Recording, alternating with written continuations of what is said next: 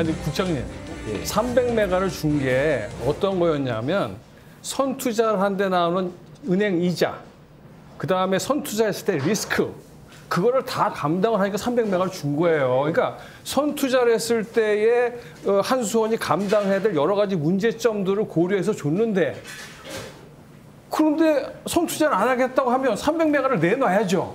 그러니까 우리는 그러면 너 300메가 내놓고 사업 포기하고 가, 이렇게 해야 되는 거예요. 왜냐? 300메가를 받아간 것은 그걸 조건으로 했는데 MOU상에서 그 조건은 오케이. 근데 선투자한 거는 아니야.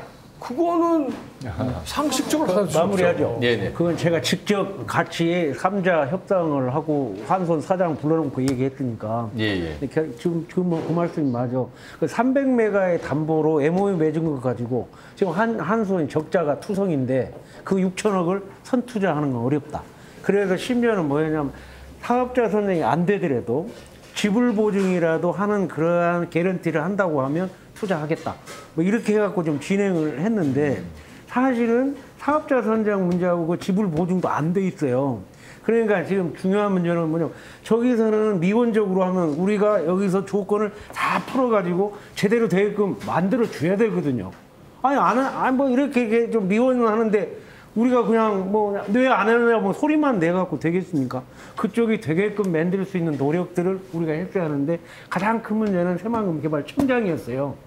청장이 바뀌면서 빨리 이걸 진행을 해라. 그러면 국회 안에서 그 문제를 해결할 수 있는 압력을 넣겠다.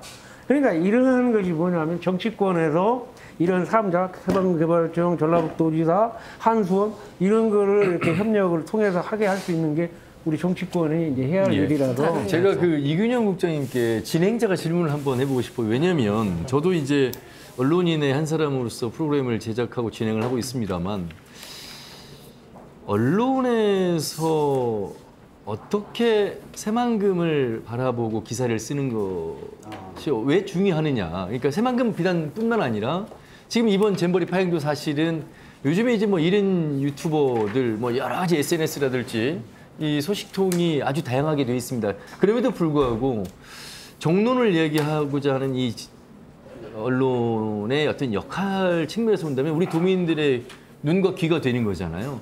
근데 이게 이제 가끔 에드벌룬식이라든지 아니면 어떤 효과의 기대치라든지 청사진이라든지 뭐 이런 부분 좋긴 합니다만 이게 이루어지지 않았던 적이 우리 도민들 속에서 많은 경험이 있거든요. 네. 예. 마침 잘 지적해 주셨고 그런 부분들이 없지 않아 있죠. 사실상 약간의 먼저 뻥튀기도 있었고 장밋빛으로 그려냈고 그게 하도 없이 살다 보니까 없는 집에 이제 뭉칫돈 들어온다고 하니 가슴이 설레었고 솔직히 저도 막 썼습니다. 그래서 뭐 기업 유치하면 일자리 몇 개 창출되고 고용 효과가 어떻게 되고 그래서 이제 거의 솔직히 이제 그 문외화적으로 받았었죠. 근데 그 부분에 대해서 그만큼의 어떤 이제 전라북도의 실상이 이제 반추가 됐었던 부분인데 그 과정을 쭉 지켜오면서 진짜 내가 과연 그 중립적인 입장에서 썼나 내가 심판을 봐야 되는데 심판이 선수로 뛴 거 아닌가 이런 자괴감도 좀 느끼게 되는 부분이고요. 그건 이제 앞서도 말씀드렸듯이 이제 전라북도의 현실에 어떤 이제 천착하다 보니 그런 부분이 있었고 그러다 보니 개발에 어느 정도 제 바이어스가 그쪽으로 실려져 있었던 게 맞습니다. 그래서 이제라도 이제 자 정확하게 정부가 어떤 의지를 가지고 있고 전라북도가 어떤 행정을 펼치고 있고 시민단체가 주장하는가 뭐고 그래서 종합적으로 그림을 그려서 말 그대로 새만금에 관한 빅픽처를 언론이 그려야죠. 그래서 자 행정은 어떻게 가야 되고 정치적으로 어떻게 이제 움직여줘야 되고 그리고 언론은 어떤 역할을 하고 시민단체에서는 어떻게 대안을 제시해주고 이 작업이 필요하고 아까 옥정원 교수님도 잘 지적해 주셨는데 자 이제라도 느리지만 꼼꼼하게 하나씩 살펴서 가야 되는 그런 부분이고 언론도 자성을 해야 된다고 봅니다. 예. 저는 그 새만금에 대한 우리 전라북도에 대해서 어떤 희망찬 그 메시지라든지 지역 발전을 위해서 언론들이 이야기하는 뭐 약간의 뭐 뻥튀기를 했다 뭐 이런 얘기도 했는데 그것도 정말 필요해요. 필요한데 다만 우리가 이 잼버리 사태를 겪으면서 앞으로 최악의 버전들도 있을 거라고 보고 있고요. 방금 이 두 꼭지가 저기 언론에서 KBS도 마찬가지고 CBS도 마찬가지고요. 이런 엄청난 이런 변수에 대해서 대처 마련이 필요하다. 그러면서 이걸 갖다가 좀 특집 기사로 해서요. 계속 좀 매달려 주세요. 매달려 주셔서 우리 정은청 청장님 말씀, 국회의원님 말씀은 새만금 청장이 이제 바뀌었다. 그 핵심은 거기에서 갖고 있다라고 김경환 얘기하셨잖아요. 총장. 네. 그러니까 그런 거에 대한 것을 언론에서 직접 취재도 하고 토론도 좀 요청도 하시고 하셔서 언론의 역할들이 앞으로는 그런 것들을 갖다가 좀 짚어주는 모습으로 좀 가면 어떨까. 그건 시민사회도 전북 기자 네. 협회장까지 아, 지내셔서 그러셨어요. 반성하세요. 저희 회사 네. 데스크로 모셔야 할 것 같아요. 네, 네, 반성하세요. 그렇게 알겠습니다. 하시고 네. 이제 다른 또 문제 이야기를 알겠습니다. 하셔야 될 예. 것 같아요. 아, 예산 얘기하면서 예산 그만하려고 얘기했는데 새만금 개발청을 말씀하셨어요. 새만금 개발청 예산마저도 삭감됐는데 우리 지역에 또 인사가 김경환 청장으로 취임을 하면서 기대를 많이 걸었는데 예산까지도 삭감하니까 참 걱정이 됩니다. 자, 그럼에도 불구하고 행정에선 또 행정의 속도와 방향성을 가지고 가셔야 될 텐데 우리 최재형 국장님 그래도 2차 전지 특화단지 유치했고요. 또 우리가 희망을 가지고 가야 될 부분이 많습니다. 어려움은 있습니다만 어려운 얘기 많이 했으니까 그래도 그 개발 방향성 그 국정의 발제와 더불어서 좀 말씀을 좀 미래 이야기를 좀 더 이제 해보도록 하겠습니다. 글쎄 뭐 발제를 뭐 따로 특별히 준비하자는 건 아니고 네. 분명은 아니지만 그 새만금을 좀 바라보는 좀 시각은 분명히 바뀌어야 될 것 같아요. 그러니까 이제 어떤 새만금을 얘기하면 특히 예산과 결부시켜 얘기하면 이건 뭐 전북에 대한 특혜다 이런 시각이 분명히 좀 존재도 하고 또 뭐 어떤 경우는 이거 막 지역 토건업자를 위한 사업이다 이렇게 또 표현도 하고 하는데 사실은 이제 이거는 분명하게 말씀드리지만 국가가 균형 발전이라고 하는 측면에서 사업을 하고 있는 거예요. 그러니까 낙후된 지역에 어떤 특별한 프로젝트를 좀 하고 있는 거죠.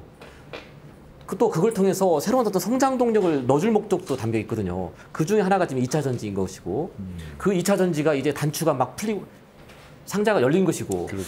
저는 이 2차 전지를 통해서 새만금이 어떤 균형 발전에 또 더 나아가서는 국가의 어떤 성장 동력에 분명히 큰 이익을 담당하고 있다는 것을 갖다가 정말로 이렇게 실체감 있게 보여주면서 정말 여기에 필요한 것들을 이렇게 요구할 수 있는 노력도 해 나가야 된다 생각합니다. 예. 자, 긍정적인 측면에서 새만금의 미래를 그냥 뭐 그 풍선 부풀리기식이 아니라 이제 한번 우리 정치권과 학계 다 계시니까 언론 계시니까 우선 말이죠. 2차 전지 특화단지가 우리 지역만 유치된 게 아니고 4개 지자체가 유치가 됐어요. 그나마 다행인 건지 아니면 아쉬운 건지는 잘 모르겠습니다만 현재 결과로만 놓고 봤을 때 이제 2차 전지 관련해서 무려 6조 6천억 가까이의 MOU보다는 조금 더 효력이 있는 계약이 지금 진행이 되고 있어서 그 기업이 오히려 지금 들어오겠다는 의지가 강한 것으로 행정의 입장을 저희는 이해하고 있거든요. 더불어서 우리가 그럼 이 부분을 어떻게 잘 실현시켜 나갈 것인가. 아울러서 오늘 많은 말씀을 하셨습니다만 그 이외의 것들도 있을 것 같습니다. 일단 가장 뭐 쌍발등이 필요하다고 생각하시는 우리 정울천 의원님의 힘이 가장 제1선에서 발휘가 될 것 같습니다. 사실 우리 신영대 의원도 2차 전지를 특화단지 지정하는데 이창양 산업부 장관하고 왜 많이 썼어요. 예, 예. 이번에야말로 2차 전지가 우리 전라북도에 오냐 못 오냐가 굉장히 저희들한테 중요한 거였습니다. 왜냐하면 2차 전지가 지금 30조, 40조 시장인데 네네. 10년 후에 한 400조 시장 불어나요? 국가 전력 산업이 그럼 네 군데가 지금 지정이 돼 있는데 네 군데 지금 우리가 먹을 수 있는 게 적어도 한 50조 시장 됩니다. 그럼 우리 전라북도 전체 나오는 생산액이 GRDP가 55조거든요. 네. 거의 더블로 올라갈 수가 있어요. 그러면 지금 현재가 우리가 너무 이 기업이 안 들어와서 지금 개인 GRDP가 3,100만 원인데 지금 충남에 5,700만 원, 전라남도가 4,950만 원. 이걸 근본적으로 바꿔낼 수 있는 게 2차 전지 산업이다. 그럼 미래가 어떻게 될 거냐? 미래에 아까 말씀한 아리백 모든 이런 계획을 집중적으로 투자한다면 다른 데에서는 10만 평, 20만 평의 그러한 산업단지 만들기도 땅이 없어요. 우리는 수백만 평이 있잖아요. 이러한 미래에 미래에는 너무 좋은 그러한 입지를 갖고 있는 새만금이기 때문에 지금 그렇게 온단 말이에요. 예, 예. 그러니까 그거를 우선적으로 집중 지원하게 할 수 있는 그런 시스템을 만들어야 된다. 그래서 바로 그러한 과실이 우리 전라북도 또 대한민국의 보탬이 될 수 있도록 만들어야 된다. 그런 방향에서 우리가 노력한다면 오히려 진짜 희망의 새만금이 될 것이다. 예, 신 의원님. 전북의 현실이 참 안타깝죠. 사실은 새만금의 그 미래를 생각하면서 새만금만 완성되면 전라북도는 잘 살 거야. 우리 도민도 잘 살 거야 기대를 품었는데 이게 너무 오래 오랫동안 지체된 거죠 지금 현재. 그러면 어쨌든 간에 현재 그러면 새만금에 지금 가고 있는 방향은 어떠냐.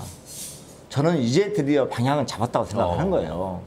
지금 과거에 전라북도의 산업이라는 게 농생명 산업 플러스 뭐 우리 새만금 말고 국가산업단지에 뭐 대우, GM 자동차 그리고 현대중공이 약간 들어와서 조선 사업을 했던 거. 그러면 그 전주에 완주에 이제 뭐 현대 상용차가 있고 이런 정도의 산업밖에 없었어요. 전라북도 산업이 하는 게. 예. 근데 이게 대부분 전통적 제조업들입니다. 맞습니다. 아마 조선 쪽에 아마 국내 인력 구하기 앞으로 점점 더 힘들어지거든요. 그렇죠. 안 될 거예요. 그 전기차로 전환되면서 자동차 쪽도 인력이 좀 줄어요. 결국은 전라북도가 산업의 대전환이 이루어져야 되는데 이 대전의 계기를 현재 전라북도는 받은 겁니다. 지금 그게 2차 전지로. 그래서 어쨌든 새만금 산업단지를 새로운 산업구조의 전환을 이뤄내는 좋은 계기가 됐기 때문에 요거에 관련해서 우리가 집중 육성하고 지원은 됩니다. 그런데 그렇게 어렵게 해서 좀 새만금의 산업단지를 2차 전지 특화단지 지정받았는데 예. 또 일부 도민들은 그런 말씀도 하시더라고요. 아, 뭐 우리 새만금만 된 것도 아니고 포항도 되고 울산도 되고 뭐 청주도 되고 다 됐어. 이것은요. 오히려 이런 얘기를 누가 하는 줄 아세요? 포항, 울산 사람들이 화를 냅니다. 왜 갑자기 새만금 끼워넣었어? 이건 100% 우리 거였는데. 이런 겁니다, 사실은. 아, 인프라도 없는데. 예, 우리 오히려 새만금 산업단지가 2차 전지 소재 기업들이 앞으로 투자하겠다는 계획이 있는 거지. 기업들이 들어온 것도 별게 없어요. 근데 포항, 울산, 청주는요. 다 구축돼 있거든요. 그렇죠. 예. 그러니까 이걸 굳이 새만금 껴준 것에 대해서 그쪽 사람도 오히려 불만이 있는 겁니다. 그러니까 이걸 특화단지를 지정받은 것은 어쨌든 전라북도와 정원천 의원님과 우리 전라북도의 모든 국회의원들이 정권들이 협업의 성과물입니다. 예. 이거는 그대로 인정해 주겠다 이런 말씀 드리고 싶습니다. 이균영 국장님 그러니까 기사를 잘 써야 될 것 같습니다. 예. 그리고요. 예. 기승전 언입니까? 그리고 하나 말씀드리고 싶은 게 뭐냐면 이제 전북의 현실 얘기를 하다가 지금 하나 결론 내고 두 번째 결론인데요. 과거의 전라북도로는 제가 어렸을 때 항상 우리 밑에가 몇 개 도가 있었어요. 아. 우리는 그래도 우리 밑에 충북이 있어요. 우리 밑에 강원도 밑에 있었어요. 그 최소한 우리 밑에 둘은 깔고 갔어요. 전라북도가. 지금 전라북 꼴등입니다. 충북에 그 지금 2차전 관련해서 LG 에너지 솔루션가 있는 오창 같은 데 있잖아요. 아유, 그렇죠. 읍입니다. 읍. 근데 청년 인구가 가장 많아요. 네. 평균 연령이 제일 낮아요. 그렇게 바뀌고 있어요. 강원도의 춘천이 국회의원 두석을 국회의원 8석 강원도 8석 유지하려고 지난 20일 현재 국회에 춘천, 홍성 5개입니다. 5개. 지역구가 그러니까 5개 그렇죠. 지자체를 하나로 통합 춘천하고 홍성 해가지고 이렇게 춘천에 일부 띄워져 가지고 두석을 만들었어요. 그런데요. 춘천 인구가 늘었습니다. 인구가 늘어서 춘천은 현재는 춘천 자체적으로 분구를 하자고 얘기하고 있어요. 알겠습니다. 근데 이게 뭐냐면 지금 강원도도 실제 수도권을 중심으로 도로망이 계속적으로 확장되면서 춘천도 수도권이 편입된 거예요. 그리고 청주, 충북도 완전 내륙에서 항도 안 없는데 충북도 도로, SOC 인프라 쌓이면서 수도권을 붓고 있어요. 점점. 거의 아산까지 지하철이 오고 네. 가는. 그러니까 이게 SOC 삭감 문제가 얼마나 유중한 문제냐면 이런 것들이 갖춰지면 실제 저도 주중에 서울을 왔다 갔다 하는데 밤에 이동하면 서울 여도까지 2시간 20분이면 갑니다. 차를 가지고 가면. 여기에 철도 인프라 깔리고 물류망 깔리고 항만 깔리고 공항 준비되면 실제 우리 전라북도도 강원도 못지않게 내륙도 아니고 우리 바다를 끼고 있는 도시인데 도인데 이런 것들이 지금 그만할까요? 예. 아니 이제 그 최재형 국장님의 발제에서 우리가 이제 전북 새만금을 중심으로 한 미래에 그 오랜 시간 동안 산업 생태계가 변하지 않았는데 좋은 말씀 해주셨어요. 이제 2차 전지 특화단지 유치를 통해서 엄청난 기대 가치가 있다. 이 부분에 대해서는 앞으로 어떻게 우리가 준비할 것인가 이 이야기를 가지고 긍정적으로 좀 측면을 담아보고자 하는 것이죠. 제가 좀 얘기할 게 있는데요. 일단 세 가지가 될 것 같은데요. 일단 우리가 전라북도는 미래 전략을 세워야 됩니다. 그렇죠. 그러니까 전라북 지금 공장이 유치되는 것을 지금 현재 모든 조건보다 더 우선시될 것이 아리백 에너지예요. 예. 왜냐하면 지금 정부에서도 아리백 에너지를 많이 못하게 하고 있고 그런데 전 세계적으로 아리백은 계속 2050년까지 100%를 간다고 하고 그걸 하지 않으면 협력 안 하겠다고 하고 그렇죠. 작은 기업까지 다 그때 확대될 겁니다. 예. 그럼 탄소 국경세가 몇 년 안에 들어오게 맞습니다. 되죠. 예. 탄소 배출권 걸리죠. 그러니까 사실은 나중에 근데 여기다 어떤 일이 벌어지고 있냐면 2040년 이전 앞으로 10년 정도 되면 기후변화가 매우 심각해지기 때문에 석탄 발전을 강력히 제지할 겁니다. 그렇죠. 석탄 발전이 현재 40%인데 이거 10%도 못 줄여요. 30%가 남죠. 석탄을 못하게 되면 전 세계가 LNG로 돌아설 겁니다. 그 가격이 어마어마하게 올라가죠. 전기를 만들어낼 수가 없어요. 근데 지금 뭐 전기 자동차 무슨 뭐 센터 해가지고 전기량은 어마어마한데 전기량은 모자라지게 되고 거기다가 기업들은 아리백을 필요로 하잖아요. 이 상태가 되면 재생에너지가 있는 동네로 가서 기업을 만들 수밖에 없는 겁니다. 그러니까 앞으로의 프레임은 앞으로 5년에서 10년 안의 프레임은 대기업이 가고 싶은 데는 재생에너지가 있는 곳이거든요. 이거를 우리가 성공할 수 있느냐 없느냐가 전라북도가 미래에 달려 있다. 그래서 제가 이제 말씀드리는 건 뭐냐면 이제 지금 현재 저희가 아리백을 하겠다고 하지만 전라북도는 아리백이 제로다. 왜냐하면 지금은 한전에 다 팔고 있어요.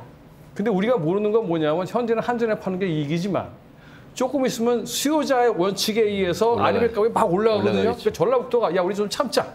앞으로 몇 년 후가 되면 이 아리백 가격이 올라갈 테니까 그때까지 우리 좀 참고 이 전기들을 좀 아리백 쪽으로 돌려서 우리 참고 가보자. 그래서 그 다음에 전기가 많이 만들어지면 전라북도 잘 사는 거 아니냐. 이제 이런 면에서 사실 새만금 수상태양만 가지고 될 수 있는 게 아니라 이 아리백 협의체를 만들어서 전라북도 전체가 참여하는 겁니다. 뭐 학교의 지붕, 그다음에 관공서의 지붕, 뭐 모든 집사의 지붕, 공장의 지붕 다 할 수 있는 거잖아요. 근데 이런 걸 하려면 협의체가 만들어져서 같이 노력을 해야 될 뿐만 아니라 이 망이 만들어져서 그 전기들이 모여질 수 있어야 되고 그걸 위해서 망과 변전소도 있어야 되고 또 이런 것들을 기업들이 들어왔을 때 자기가 허가받고 뭐 전기를 사고 파는 건 안 돼요. 센터가 그걸 다 해서 기업들은 오기만 하면 딱 달라고 하면 줄 수 있는 이런 매니지 센터들이 있고 거기에 관련된 기업들이 만들어집니다. 이거를 얼마나 우리가 디자인을 잘해서 가느냐는 사실 돈이 없어도 우리 아리백 협의체부터 시작해도 되거든요. 그럼 그 전기가 우리가 협의해서 만들어지잖아요. 4년, 5년 후에 우리 이런 전기를 만들 수 있다. 그럼 만들 전기 가지고도 장사할 수 있는 거예요. 너 들어올 사람 없어? 들어오려면 여기 좀 망 좀 깔고 저 변전소 좀 싣고 들어오세요. 이게 사실 이러한 프레임의 변화를 우리는 준비해야 된다는 것이고요. 그다음에 제가 이제 조력 발전 하나 말씀드리면 조력 발전 우리 신 의원님이 적극 지지해 주시고 하는데 그 조력은 좀 짧게 좀 해주시죠. 이거 예를 들면 조력 발전을 하게 되면 생태계가 복원이 되잖아요. 그렇죠. 그러니까 아까 제가 2조 정도 중에 1조는 다시 확보가 되는 것이죠. 그다음에 수질이 지금 깊은 곳은 산소가 없어요. 왜냐하면 밑에가 가벼워졌잖아요. 민물이 있어. 그러니까 뒤집어지지가 않으니까 산소가 안 가죠. 문 열면 고기 들어와서 죽고 또 쌓이고 문 열면 고기 들어와서 또 죽고 쌓이고 이 수질 대책이 밑 빠진 동에 물 붓기예요. 그런데 조력 발전은 밑에 14m 밑에서 터빈을 돌립니다. 그 지하로 왔다 갔다 하기 때문에 그래서 시와와에서는 수질이 엄청 개선됐어요. 밑에 있는 산소까지도. 그러니까 수질 부영 엄청 줄어들죠. 근데 재생에너지는 또 생기지 않습니까? 그러니까 재생에너지도 생기고 수질도 개선되고 그다음에 이 관광이라는 건 2급수가 돼야 돼요. 근데 현재는 이 물을 통과시켰지만 현재는 평상시에는 3급수지만 여름에 4급수예요. 여기에 누가 물속에 들어갈 수 있습니까? 이 물이 유통이 되면 2급수가 되면 관광이 되는 겁니다. 수면 도시가 살고 싶어도 해야 돼요. 이렇게 많은 이익이 있는 것들을 우리는 왜 안 하냐. 근데 이런 것들로 오늘 말씀 안 드리지만 안에 매립 지역을 개발하는데 지장 주지 않고 다 할 수 있다. 지금 시와에서 그게 보였잖아요. 그러니까 이런 것들이 있는데 왜 우리는 이런 것들에 대한 논의를 하지 않고 아무리 주장을 해도 들으려고 하지도 않고 우리 의원님들은 많이 들으셨지만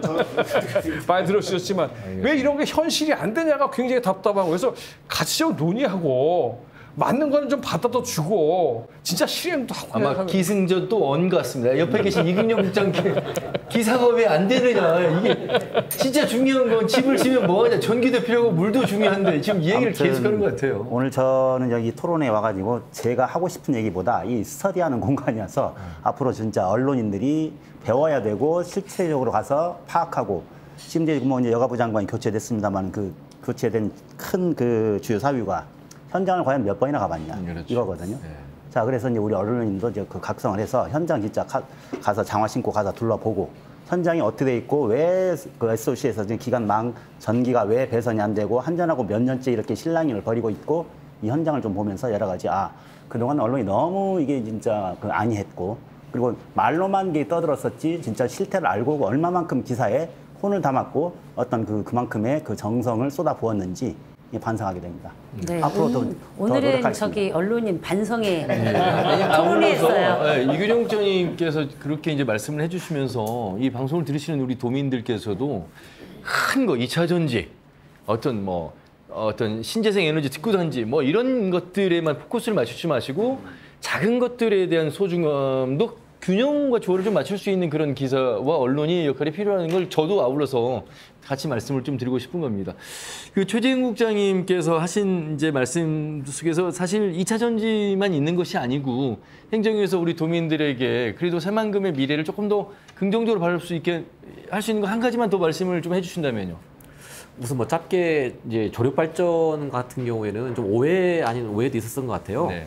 예, 첫 번째는 이제 조력 발전의 전제는 해수 유통이고 해수 유통을 하게 되면 농업용지 용수를 어디서 끌어올 것이냐에 대한 문제를 시작하고 두 번째는 이제 그 수위를 관리 수위라는 게 있어가지고 새만금 내측은 바다보다도 마이너스 1.5m 낮게 유지하고 있는데 이 수위 조절이 안 될 것이다라고 하는 것이 이제 관념이 있었는데 사실 이제 두 개 다 요즘은 다 이렇게 이해도 되고 해결이 된 것 같아요. 농업용수 문제는 이제 금강용수를 끌어다가 정부 하기로 이미 결정이 되어가지고 이제 내년부터 이제 본 작업에 들어가니까 해결된 것 같고 두 번째는 아까 수위 문제도 제가 볼 때는 이제 뭐 완전하게 뭐 새만금 방조제를 허물자는 의견이 아니신 것 같고 지금의 개발을 유지할 수 있는 정도에서의 관리 수위 마이너스 1.5 정도로 유지한 상태에서 해보자라고 제안을 하시고 계시기 때문에 이제 이것이 정책적으로 수용 가능한 상태에 와 있다 이렇게 보여집니다. 예.